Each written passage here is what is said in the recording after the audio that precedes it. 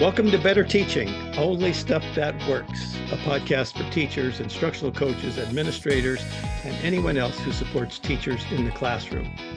This show is a proud member of the BE Podcast Network, shows that help you go beyond education. Find all our shows at bepodcastnetwork.com. I am Gene Tavernetti, the host for this podcast, and my goal for this episode, like all episodes, is that you laugh at least once and that you leave with an actionable idea for better teaching. A quick reminder, no cliches, no buzzwords, only stuff that works. My guest today is Lynn Gaffney. Lynn is the Assistant Superintendent for Instruction at Watertown City School District, where she is dedicated to fostering exceptional learning environments for students by supporting teachers and principals. With a rich background as a director of programs and professional development, principal, New York State master teacher, and high school biology teacher, Lynn continues to view herself as a teacher above all. Her work is centered on enhancing instruction as a cornerstone of school improvement. Hello, Lynn. Thank you for being on Better Teaching. Hey, Gene. It's great to be with you here today. Well, I wanted to chat with you for a while because your district is facing something not unique, and that is test scores that are not at a level where anybody is happy. And the reason I wanted to talk to you in particular, because you and your district are doing some things that are a little bit different. And I think part of that difference has to do with the fact that in a prior conversation, you made it clear to me you were not the assistant superintendent of instruction and curriculum. You were the assistant superintendent for instruction. And so having said that, so could you talk a little bit about, what you're doing in Watertown to improve test scores? And let's just start there. Sure. So, to me, test scores are just a symptom, right? So, we do want to improve our test scores, but we know if our test scores are low, that it's a symptom that maybe our students are lacking in proficiency in some subjects. And specifically, we're looking at reading and math proficiency, and we're also looking at our graduation rate. So, I would say the test scores are a focus, but it's a peripheral focus, getting at the core of the problem that we need to increase reading and math proficiency across all of our grades. What we're doing is really focusing on the science of learning. And that's how you and I got connected originally. And we're doing something I think a little different than other schools, but I think there's elements of it in it that you will hear and think maybe you've seen or heard that in other places. One of the people that's been really informative for us has been Jade Pierce, studying her book, which I grabbed. What Every Teacher Needs to Know, How to Embed Evidence-Informed Teaching and Learning in Your School. She has a beautiful section in there on how to scale what you're doing. So we used that significantly in Watertown's journey to get where we are today. But to give you an overview, we've had something called effective teaching that's very embedded in our culture for many years. There are two people, Dave Perry and Gene Anastasio, and they wrote the effective teaching course, I believe, in the early 90s. It's a 5-day course on practical teaching strategies. And for a very long time in Watertown, almost every teacher took that course. And for whatever the reasons, in the last few years, we haven't been sending people. So we have reinstituted all of our teachers, whether they're new or teachers that have been with us for a while, for them to be able to go to that course. So we held the course at Watertown this summer with Gene and Dave, and then we also tap into our local BOCES so we can keep sending teachers to that. And that's pretty foundational. And one of the things that I learned when I was reading Jade's book is that we want to make sure that whenever we're doing something with school change, it fits into the context of your school. And for us, effective teaching is really foundational for our school. So although we did want to incorporate science of learning practices, we wanted to make sure it was in line with what everybody knew already and was doing already with effective teaching. And that's how we came. Okay, hold that thought for a second, because here's Yeah. what's interesting to me. You're doing something that might be considered new by many people, and it's new because people are doing it. Yet you just referred to people who'd been working in your district for a long time. Yeah. So embedded in that course, were there science of learning? Was it new? Or were you reminding them, or were you telling them, hey, look, you're doing a lot of this, or you should be because you were all trained in it? How was that? That's a great question. So if you go to, you look at the research where Gene and Dave have pulled from to create this course, it is cognitive science. So it's looking at the cognitive studies, which, as you know, are part of the science of learning. They form the basis of science of learning. So it was easy for me to make the case about the science of learning by highlighting some of the strategies and practices from effective teaching that people were already doing, or at least had already learned about, and maybe, how sometimes you sort of drift away from best practices, kind of putting them back into their clear sight and saying, oh, yeah, bell ringers, doing a do now, that kind of thing. Those are just really good, strong instructional practices that we learned in effective teaching, but they're also part of the science of learning. So, since that's the case, do you have people saying, and I say people, anybody on staffs, from teachers, administrators, district administrators, saying, well, yeah, we've been doing this for years. What's new? Of Does that course, come up? yeah. Yeah. And so if we could back up a little bit, Yeah. because I think most of the people who listen to this podcast are familiar with the science of learning, but if you could expand a little bit about how you see that and how you've shared with your folks what that is. Sure.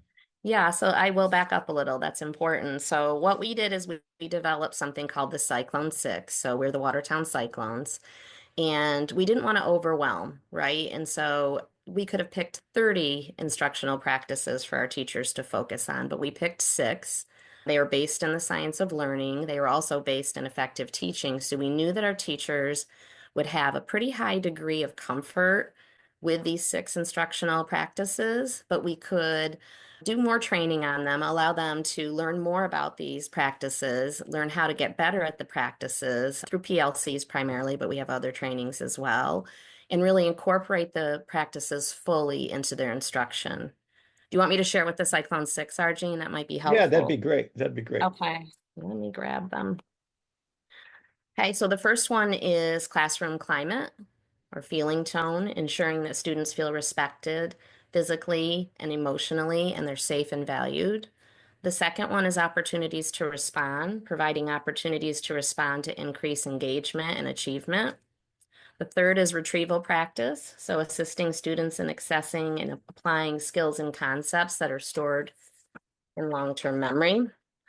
The fourth is strong start and close, so enabling students to reinforce essential concepts and skills and making sure that beginning and end of the lesson are really well used. The fifth is learning objectives, so plan according to what students need to know and be able to do as a result of instruction. And we really talk about backwards design a little bit there. And then gradual release, so moving students toward independence by providing appropriate instruction, the I do, we do, you do model.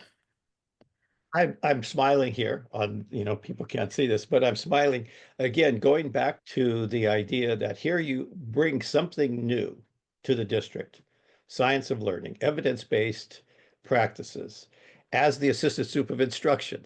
So this is what we're going to do with instruction. And I listened to that Cyclone 6, and I'm not hearing anything controversial. I'm not hearing anything that somebody would say, oh, no, we don't want to ask the students questions. We don't want to check for understanding. So what is the response to this? Or what's the response? Has there been any pushback from anybody on this? Or No pushback. I think also it's my approach and my team's approach is we don't look at Watertown or Watertown teachers as people that need to be fixed. They already have a really good base in what they're doing instructionally, so we just want to support and enhance what they're doing. And they like having their toolboxes filled up with additional tools for these things. So in general, they enjoy it. I have not heard any pushback. so what you're telling me is that everything's going perfectly, everybody's on board, there's no pushback.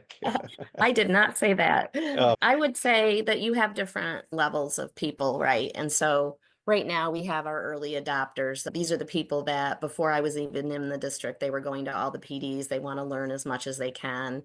And then we've got another group of people that are kind of coming over and thinking like, oh, I want to dabble in this. This is something I can really use and know more about. And then we probably, we have that other group of people that are using some of these things for whatever the reasons. They haven't been able to go to the PLCs, but they have gone to some of the whole district trainings that we've done. We've had Zach here a few times, and so they're still using them, but they may not be as excited as that first group that I mentioned, those early adopters. Okay. There are some people who consider they play a drinking game during this podcast, and anytime Zach's name is mentioned, they have to take a shot. Oh, well, they better get their bottles ready then because I refer to Zach a few times in here.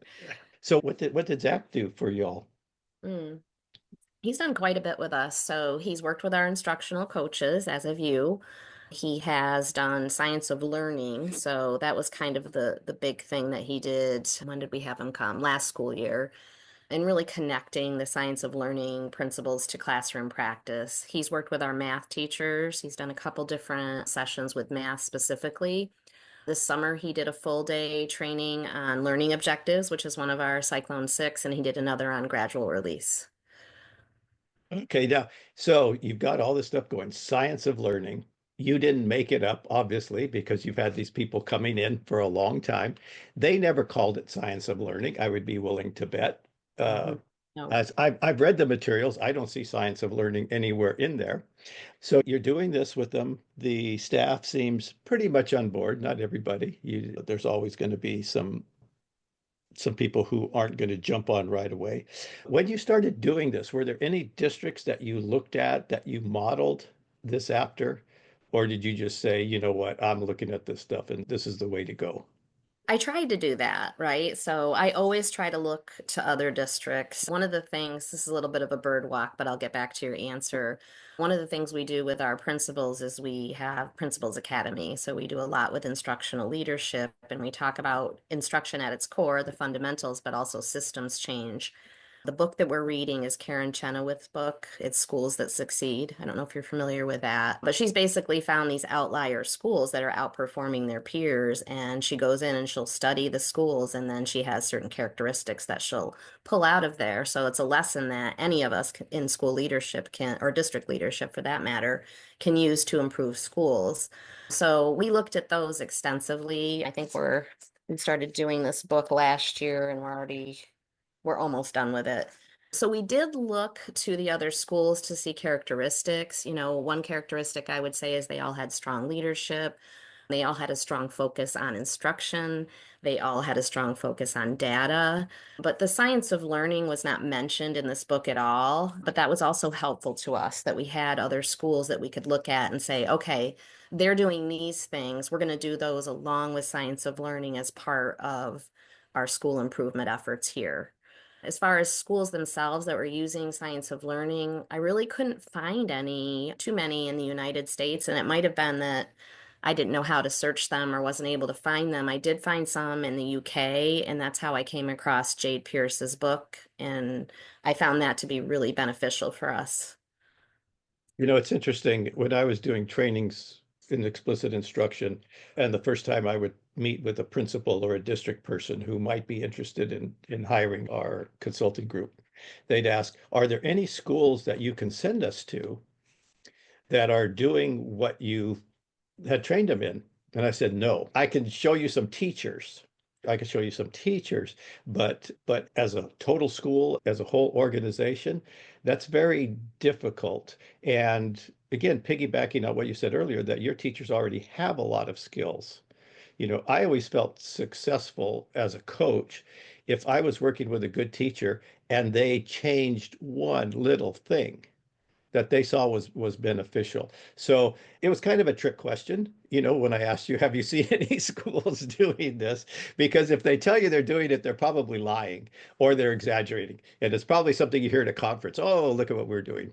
But I Yes. digress. I digress as well. So talking about, this trying to get this whole organization to change, and you've got this book that you all are studying. Organizationally, did you have to initiate anything system-wide or change any systems to get the science of learning off the ground? Several, yes. We had to take a close look at the district to make sure that anything we were doing science of learning initiative wise aligned with our existing culture. I think I mentioned that before. We wanted to honor the work that had already been done in the district. And that's where effective teaching came in that I mentioned. We also needed to really take a close look at our instructional coaching program. And you've been intimately involved with this, and we've been really fortunate that, they've read both your books, as have I. You've come and trained our coaches at least twice now, and we hope to have you back again. But we found when I went to really look into our instructional coaching program as it existed, there wasn't really anything that clearly defined their roles or what they should be doing. And so we needed to write that down, memorialize it, and make sure everybody in the district was really clear on what that looked like. We needed to give our principals and other administrators quite a bit of training on what is the science of learning, what does that look like in terms of leadership, and then really looking at systems change within our buildings. I mentioned Karen Chenoweth's book. That was really helpful because the principals could read about how things were done in different schools. One thing we're working on district-wide right now that we didn't have in place is an MTSS system. So we've hired somebody, Dr. Amy Gerhardt, who is wonderful, and she's overseeing the implementation of MTSS. So that'll take us a few years to get it fully in place, but we're on our path with that. We instituted PLCs. So we did have PLCs in different places around the district, but I'm not sure it was being used as a PLC was originally intended. So we tried to go back to really looking at PLCs as a mechanism of refining teaching practice. We I use, sorry to interrupt you, no, but it's okay. if you had said to me our PLCs were working perfectly, I would take out full page ads in newspapers because I've never seen a school, I've never seen anybody say, "Boy, our PLCs are just like before." Said, this is no. I've I'm sorry, No, but it's true though, right? Like, so I think PLCs has been like used in so many different ways, that term, and for the last several decades. I don't know that it means the same thing to say to everybody. For us, I do 5-week PLCs with the teachers, and we'll work on, right now we're doing an opportunities to respond PLC. That's number 2 on the Cyclone 6. And so we get very granular in the PLCs. We look at the theory, of course, and why the research is important, but we get very granular on how you're going to use opportunities to respond in your classes. Like their homework for the first week was to count how many times in 2 of your classes you're using it, and what are you using, and what are you seeing with your students when you're using them.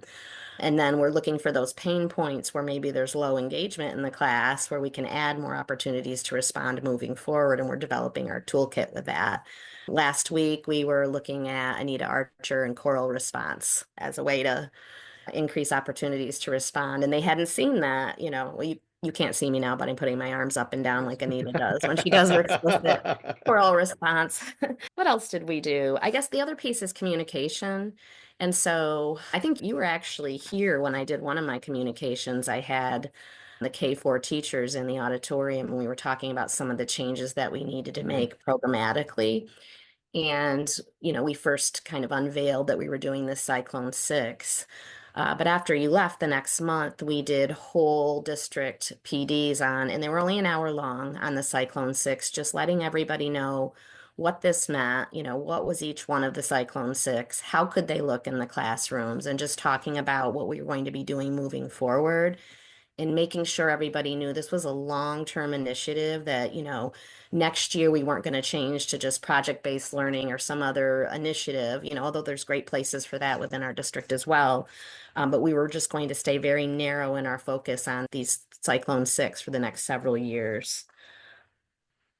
So I want to compliment you on that granular level because, again, going back to what those Cyclone 6 were, fast start, strong ending, all of those things, again, they're very non-controversial. And my experience has been teachers, will shake their head, well, I'm doing that, I'm doing that, I'm doing that. And so they need to recognize, it can't be somebody telling them, you know, to get because they just need to recognize, and they also need to know that you already think they're a good teacher. This is just going to help you, and this is just going to help your students. So that's over the course of my work over the last 20 years, that has been the most important thing to let teachers see, like, this is what it looks like. And it may be just tweaking a little bit. Okay, everybody get ready to take a shot. I'm going to talk about Zach for a second.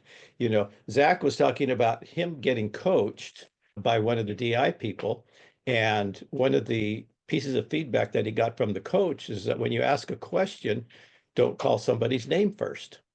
And it's just a habit. It's just a habit that, but once teachers understand, with regards to why it's so important and they understand retrieval practice, and it's an equity issue. If you don't allow everybody to retrieve, you're denying those kids a chance to learn. They're willing to give it a shot, and it's not that big a deal. And and that's one of the things that I tell teachers if they're in that habit, I'll tell them, there's nothing fatal, nothing final when you do this, So if I said, Lynn, what do you think? And all you need to say is, wait a second, not just Lynn, I want everybody to think about this, and you've achieved your purpose. So I've always said that maybe if you're about 75% effective, you know, kids are going to learn.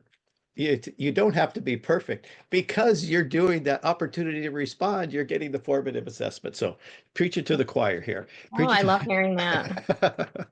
to. So one of the things that you talked about, you're not doing it all at once. You have a timeline. So what is your timeline for implementing this? 3 to 5 years. And what year are you in right now?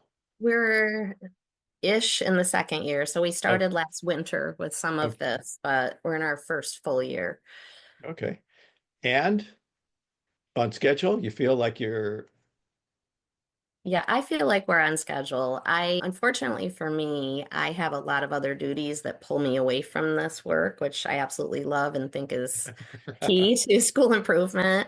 So I can't do as much professional development as I would like. But fortunately for me, I have these amazing instructional coaches that are able to do the PD in their buildings. So one of the pieces that really I think helps us get some traction is that each one of the coaches in their buildings, they're the instructional hub of professional development. And so even if somebody can't come to a district-wide PLC with me, they're most likely going to be able to attend to something in the building or get involved with the coaches in that building for a coaching cycle, that kind of thing.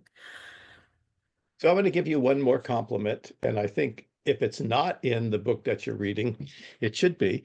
And what I wanted to compliment you on was being present during all the trainings, uh, because it's so important that teachers know that everybody knows the story, because it's so easy. For somebody to say, well, I don't do that because such and such. And if you don't know the story, if you don't know the research, if you don't know the reasons why you're doing it as an administrator, it's very difficult to say, oh, sure you are. Let me tell you why it's a good idea. Because you're sold. You go to all those trainings and you're sold. But having said that, I want to ask you a question about something that always comes up. And that is, and you're in New York. And I don't know about the teachers' unions, but that's always something that comes up. Was there any issue with what you were doing with the teacher unions? Has there been? And I don't know if you just Not have at one. all. Not at all. Yeah, I'm going to tell you 100% not at all. So, one of the things, we have a very good relationship with our teachers union, and the teachers union president and I met when I first started. So, keep in mind, I've only been here in this district for a year and a half. And one of the things he said to me is, somehow the district has gotten away from sending our teachers to effective teaching. He's like, I don't know why. He's like, but it's really something we're missing. And of course, you have already heard me gush about effective teaching and how wonderful that 5-day course is. So I was able to get that put back into our professional development plan, and the teachers are going now. So that's how we started our relationship together. And there has been nothing but support from them. Many of them come to the PLCs and the other trainings that are actually officers or representatives in the union. Okay, I'm going to put some of these statements together that you made. All right. You have been in the district how long? A year and a half, you said? A year and a half. I was in this district a few years back as a principal for a few years. So Okay. I do know the district and graduated from this district. So I do have a Okay. history with the district. So you came into your position a year and a half ago. And when did this initiative start? With the It science of started learning? about a month into me. Okay. About a month into me The there. reason that I wanted to make that point is that so many people go into a position, and I'm saying this humbly. I'm saying this humbly because I wish I was as good administrator as you are when I was an administrator. But I think, well, you know what? We have to wait. Let's go look around. Let's go see, let's talk to every teacher. And you went in there and you jumped in. You said, this is what we're doing.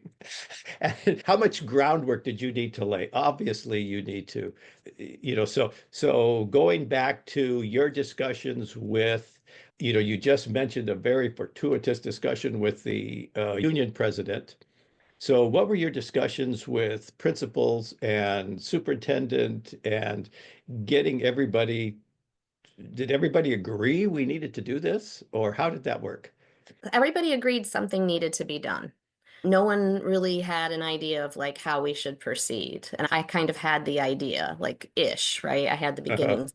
One of the things that helped me is I started a month after our new superintendent, and he is phenomenal. He is very supportive about school improvement, focusing on instruction, helping me, making sure I can run the PDs when I need to run them. Or like last week, for instance, I was in the schools the entire week because we had the reading league here and they were doing building visits. And I wanted to be in the classrooms and in the debriefs with the teachers when the reading league was here. So I have a tremendous amount of support from him and the other assistant supers that, sometimes I'm just MIA up in the office because I'm in the buildings doing things. Um, from the principal level, one of the things that came to me, I think, when I might have been there a week or two. When you start in a district, a lot of times people will sort of line up at your door to tell you some of the problems that are in the district. And those are really important conversations. You learn Mhm. a lot from them. And one of the reoccurring themes that I heard from both principals and teachers was that our K-4 reading program was not sufficiently preparing students so they could read proficiently. And so that was kind of my inroads to make some changes. So we invited the Reading League and some teachers and principals to do an audit on our curriculum, and we found exactly what the teachers were saying is that we were lacking certain pieces there, specifically in the word recognition side of things, the phonics and phonemic awareness side of things. So that allowed me to say, oh, you've identified a problem.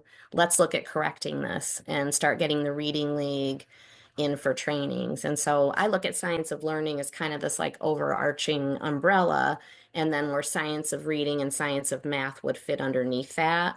So it was a pretty easy sell for people because it was something they had already identified and they wanted. So you're the assistant soup of instruction. Mhm. And then so you had the reading league come in and you identified some weaknesses. I know you've had Amanda Vanderhayden come in to talk about some math issues. Well, we haven't had Dr. Vanderhayden come in specifically. I'm a groupie of hers, though, and I don't know if there if we need another shot in a bottle like we do with Zach. But I had been researching, trying to figure out what to do with our math situation because it's very similar to what I described in our reading situation. We weren't giving our kids enough practice. We were doing a lot of conceptual understanding and not enough practice. So I went and heard her speak and at one of the research eds. It was in Toronto in May, and I'd already been researching spring math for months at that point. I got to speak to her a little bit, and then the district did decide to move forward with spring math as a tier 1.5 class-wide intervention model for math. Tier 1.5. As you're working on the MTSS, you need to make it just a little bit more Just complicated. to add another, yeah. So when we hired our MTSS person this past summer, I'm like, we have an extra layer in the system, but she's great with that. So you have, again, getting back to organizationally. So you had the people, teachers, administration say, we have this issue in reading, we have this issue in math. And part of the answer was different curriculum. How are you? I'm not saying that there's an issue or there's any friction or anything, but how do you marry those two in curriculum and instruction when you each have your own separate? Well, I am in charge of curriculum, even though that's not in my title. So I don't know if I make Oh, clear. I Oh, okay. happen That to okay. love, you and I have talked so much about instruction and we both love it, right? Yeah. And so I just love that instruction is my title. I just love the simplicity of that. But I do Oh, to oversee curriculum. okay. That makes it a So lot easier. it was, yes, a lot easier. And so our looking at our K4 reading, we asked the Reading League for recommendations, and we also had some internal capacity where teachers were sort of they were figuring out that we were lacking that word recognition piece, so they were using some programs that were already working well. And I was able to go and observe some teachers that had done these little pilots with something called UFly, University of Florida, and it works beautifully. So that's what we ended up adopting for the district. And we're actually using it. It's a K2 program, but because our students haven't had those pieces of instruction ever, we're using it as a K4 program right now. Okay.